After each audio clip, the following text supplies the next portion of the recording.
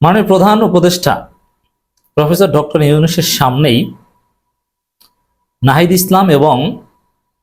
ইসলাম means সাবেক উপদেষ্টা এবং বিএনপির ডিফেক্টো লিডার বর্তমানে এসালম বিষয়ক সম্পাদক লুঙ্গি পরে ভারতের রাজকীয় মর্যাদায় ট্রেনিং প্রাপ্ত জনাব সালাউদ্দিন আহমেদ, এই দুজনের মধ্যে ঝগড়া হয়েছে। এই ঝগড়া রাজনীতিতে অত্যন্ত তাৎপর্যপূর্ণ। এই ঝগড়ার সুদূর প্রসারী ইম্প্যাক্ট রয়েছে রাজনীতিতে। এটা আমরা কিভাবে দেখব? এটা বড় কোনো ঘটনার ইঙ্গিত। এটা যা শুরু, এখন ঝগড়া হচ্ছে, সামনে মারামারি হবে, প্রধান উপদেষ্টার সামনে হবে, যমুনার সামনে হবে, ফরেন সার্ভিস একাডেমির সামনে, বেইলি রোডে, বিভিন্ন জায়গায় হবে এবং বিএনপি তার প্রতিপক্ষকে হত্যা করবে, সামনে আসবে। Wait and see. দর্শক, এই যে ঝগড়াটা কালবেলা শিরোনাম করেছে এভাবে, প্রধান উপদেষ্টার সামনে তর্কে জড়ালেন সালাউদ্দিন ও নাহিদ। এই সালাউদ্দিন এবং নাহিদের তর্কে জড়ানোটা মানে ঝগড়া করাটা, এটা তারুণ্যের সাথে এক্সপায়ার্ড মালদের ঝগড়া। এই ঝগড়া বাংলাদেশপন্থীদের সাথে ভারতপন্থীদের ঝগড়া। এই ঝগড়া বিপ্লবের স্পিরিটের সাথে ইন্ডিয়ান হেজিমনির ঝগড়া, স্পষ্ট। দর্শক, আমরা প্রথমে রিপোর্টটা একটু দেখি। বিএনপির স্থায়ী কমিটির সদস্য সালাউদ্দিন আহমেদ ও জাতীয় নাগরিক পার্টি আহ্বায়ক নাহিদ ইসলামের মধ্যে বৈঠকে তর্কাতর্কির ঘটনা ঘটেছে। প্রধান উপদেষ্টার সামনেই নির্বাচন রোডম্যাপ বা সময় নিয়ে তাদের মধ্যে বৈঠকে তর্ক হয়েছে বলে বৈঠক সূত্র জানিয়েছে। এখন দেখেন, এই সালাউদ্দিন আহমেদরা কিন্তু এমনিতেই এক্সপায়ার্ড। সালাউদ্দিন আহমেদ, তাদের সহকর্মী, তারা হাসিনাকে কিচ্ছু করতে পারেনি। তাদের যে রাজনীতি, তাদের যে লম্ফজম্প, রুহুল কবির রিজভীদের যে কবিতা আবৃত্তি নয়াপল্টনে বসে, এগুলোতে হাসিনার বালও ছিঁড়ে নেই, কিচ্ছু হয়নি। এই নাহিদরাই ঘটিয়েছে। এই নাহিদের এনসিপিকে কিন্তু আমরা সমর্থন করি না, আমি বেসিক্যালি সমর্থন করি না। কিন্তু নাহিদ যে গণঅভ্যুত্থানের নেতৃত্ব দিয়েছে, নাহিদদের হাত ধরে যে হাসিনার পতন হয়েছে, এটা অস্বীকার করা যাবে? নেভার। তো এই এক্সপায়ার্ড ইন্ডিয়ান মাল সালাউদ্দিন আহমেদরা ঝগড়া করছেন তারুণ্যের সাথে, বৃদ্ধরা ঝগড়া করছে তারুণ্যের সাথে, ব্যর্থরা ঝগড়া করছে বিজয়ীর সাথে। দেখেন, এরকম কত কথাবার্তা বিএনপি বলেছে না, হাসিনা আমলে কিছু হয়েছে, তো এখনো যা বলছে এতে কিছুই হবে না।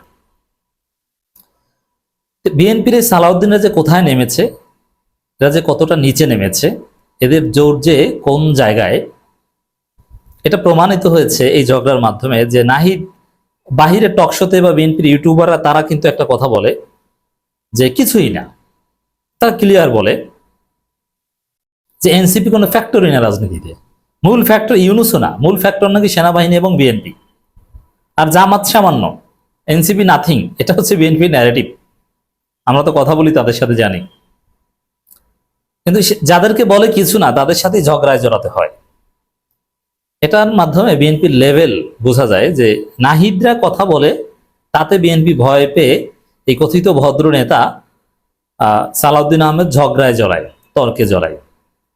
বুঝতে হবে যে বিএনপির প্রতিপক্ষ এখন এনসিপি, সদ্য গজানো, সদ্য জন্ম নেয়া একদম শিশু political party, infant political party. এনসিপির সাথে বিএনপির ঝগড়া প্রধান উপদেষ্টার সামনে। তো বিএনপির লেভেল কোন জায়গায়, কতদূর নেমেছে, এটার মাধ্যমে বোঝা যায়। জাতীয় ঐক্যমত্য কমিশনের প্রধান ও অন্তর্বর্তী সরকারের প্রধান উপদেষ্টা অধ্যাপক মোহাম্মদ ইউনূস সভাপতিত্বে বৈঠক হয়। এই বৈঠকে সূত্র জানায়, বৈঠকের শুরুতে প্রধান উপদেষ্টা বক্তব্য দেন, পরে তিনি ও কমিশনের সদস্যরা রাজনৈতিক দলগুলো বক্তব্য শুনেন। তখন বিএনপির পক্ষ থেকে কথা বলেন দলের স্থায়ী কমিটির সদস্য সালাউদ্দিন আহমেদ। তিনি 31 ডিসেম্বরের পর জাতীয় নির্বাচন হওয়ার সুযোগ নেই বলে মন্তব্য অন্তর্বর্তী সরকারকে জানান।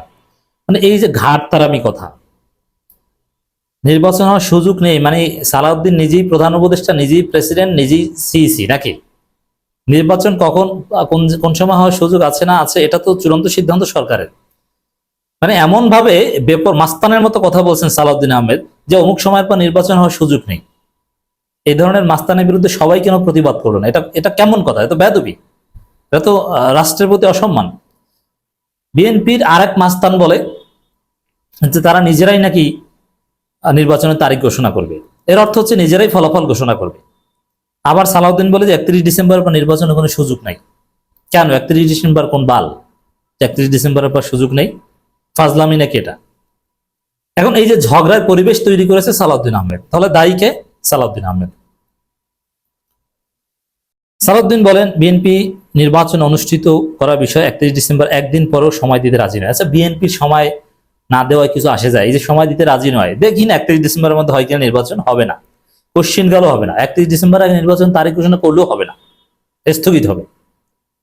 অথচ বলে সুযোগ দিয়েছেন। এই যে গাজরালি কথা, সর্বদলীয় একটা বৈঠকে বসেছে, সবার সাথে আলাপ আলোচনা হবে, কনসেনসাসের ভিত্তিতে একটা সিদ্ধান্ত নেবে, কিন্তু এরা বলছে কি যে তারা রাজি না সময় দিতে। সালাউদ্দিনের এই বক্তব্যের প্রেক্ষিতে দেখেন, এখানে উচিত ছিল জামাত ইসলামী থেকে শুরু করে অন্য যারা ছিল সবাই যেন প্রতিবাদ করে, কিন্তু সবাই প্রতিবাদ করো না।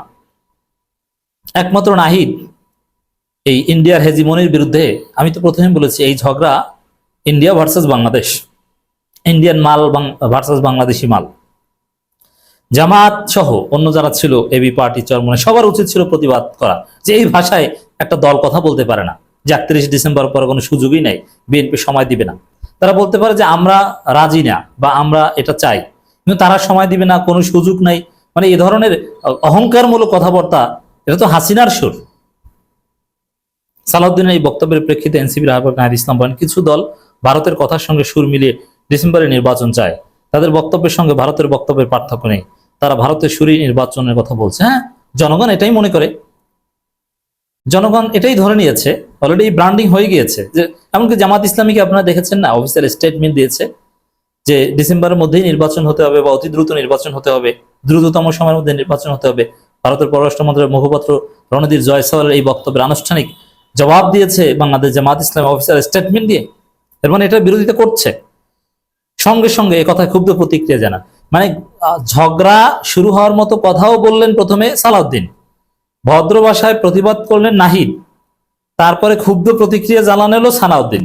তার মানে এই ঝগড়া বাঁধানো, এই অভদ্র কাজ, প্রধান উপদেষ্টার সামনে পরিবেশ নষ্ট করা, মাস্তানি টাইপের কাজ, এটা কে করেছে? বিএনপি করেছে, সালাউদ্দিন করেছে, নাহিদ করেননি। নাহিদদের তো রক্ত গরম হওয়ার কথা, তরুণ ছেলে, সরোয়ার তুষারদের মতো তো করা কথা বলার কথা, কিন্তু নাহিদ তো ভদ্র ছেলে, ওরকম কিছুই বলেন, একদম নম্র ভদ্র, খুব কম কথা বলেন, মেপে মেপে কথা বলেন।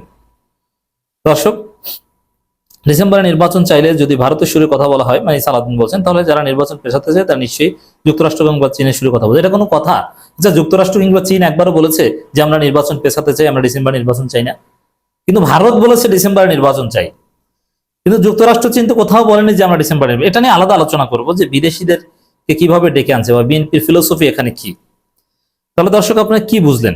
এরপরে এ নিয়ে দুই দলের নেতাদের মধ্যে বাকবিতণ্ডা শুরু হয়, পরে উপস্থিত রাজনৈতিক নেতারা তাদের নিবৃত্ত করেন। তাহলে কি দাঁড়ালো?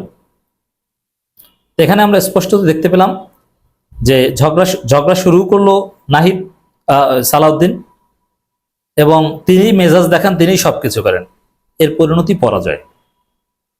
তো দর্শক, সামনে প্রতিপক্ষকে হত্যা করবে বিএনপি, এর মধ্য দিয়ে বিএনপির কবর রচিত হবে।